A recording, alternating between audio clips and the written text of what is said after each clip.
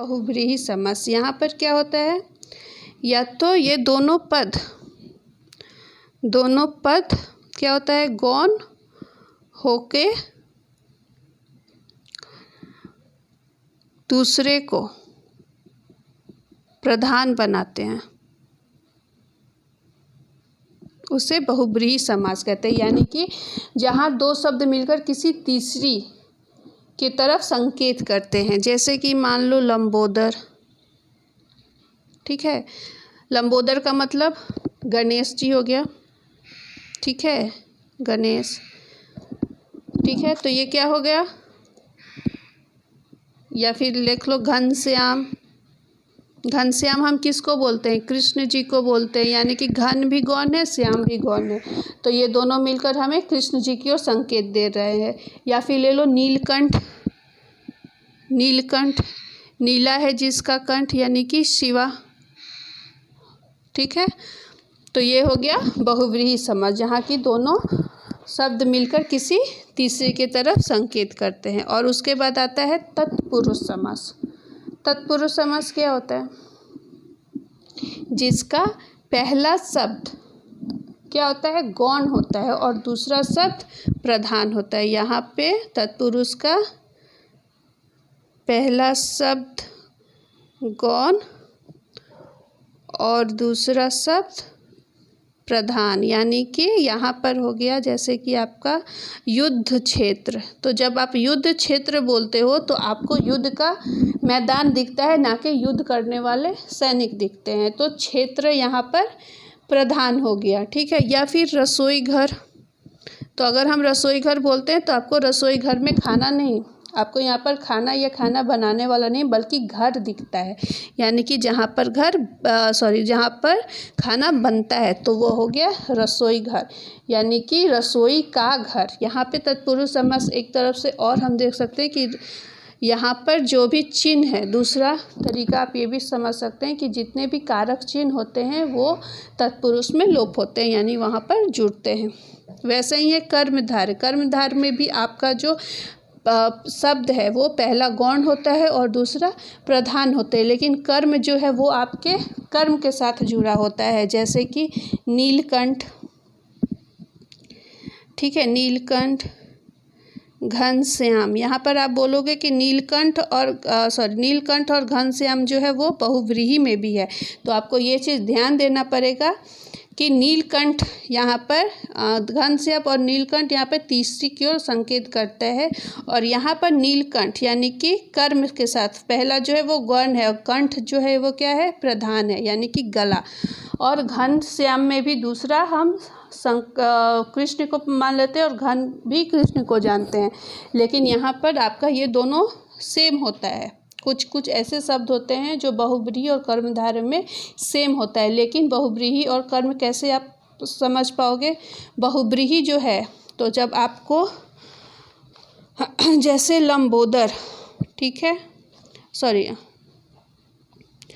लंबोदर नहीं, घनश्याम, मान लो घनश्याम है, ओके, तो ये आपका बहुव्रीहि में भी आता है, कर्मधारय में भी आता है। लेकिन आपको अगर ये बहुव्रीहि में, अगर यहाँ पे आपको बोले समास विग्रह करने के लिए, तो अगर आप इसका समास विग्रह करते हैं तो आपको ध्यान देना पड़ेगा कि विग्रह कैसे करेंगे। तो यहाँ पर हम करेंगे घनश्याम, यानी घन जैसा श्याम, या घन है जिसका श्याम,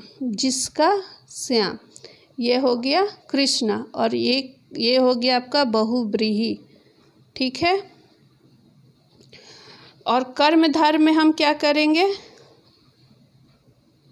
घन है जो श्याम, यहाँ पर हम चिन्ह लगाएंगे जो का, और बहुव्रीहि में लगाएंगे जिसका,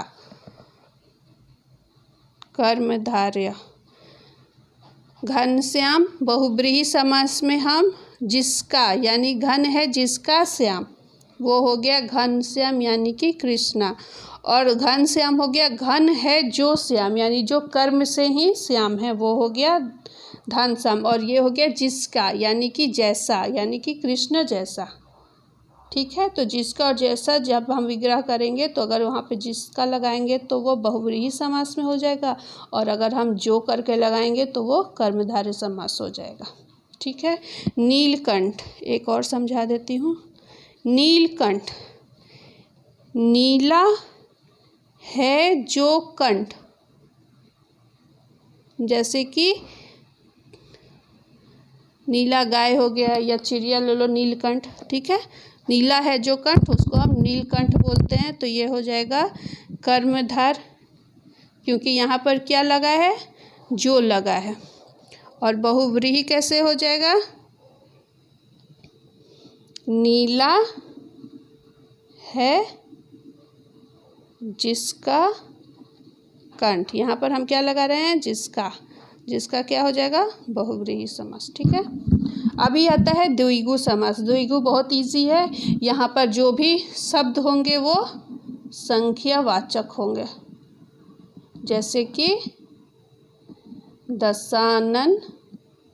ठीक है। 10 सिर वाला अगर लिखोगे तो वो हो जाएगा द्विगु समान, और 10 है जिसका सिर वो लिखोगे तो वो रावण हो जाएगा। तो यहाँ पर दशानंद, त्रिनेत्र, नवरत्न, ठीक है, चौराहा, तो ये सब आपका हो जाएगा द्विगु समास।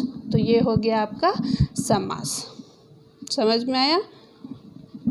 तो ये हो गया हमारा समास। समास के 6 भेद होते हैं, लेकिन परिभाषा के अनुसार सिर्फ 4 होते हैं, क्योंकि बाकी जो 2 परिभाषा होता है वो तत्पुरुष समास की तरह ही सेम होता है। तो इसीलिए हमारा इतना भेद है। तो हम इसके परिभाषा मैं यहाँ पे बता देती हूँ। पहला होता है अव्ययीभाव समास, दूसरा होता है द्वंद्व समास, द्वंद्व समास,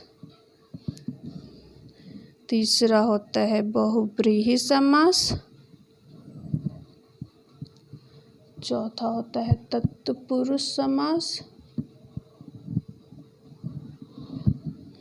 पांचवा हो गया आपका कर्मधारय समास, और छठा हो गया आपका द्विगु समास। ठीक है। तो ये आपका हो गया समास।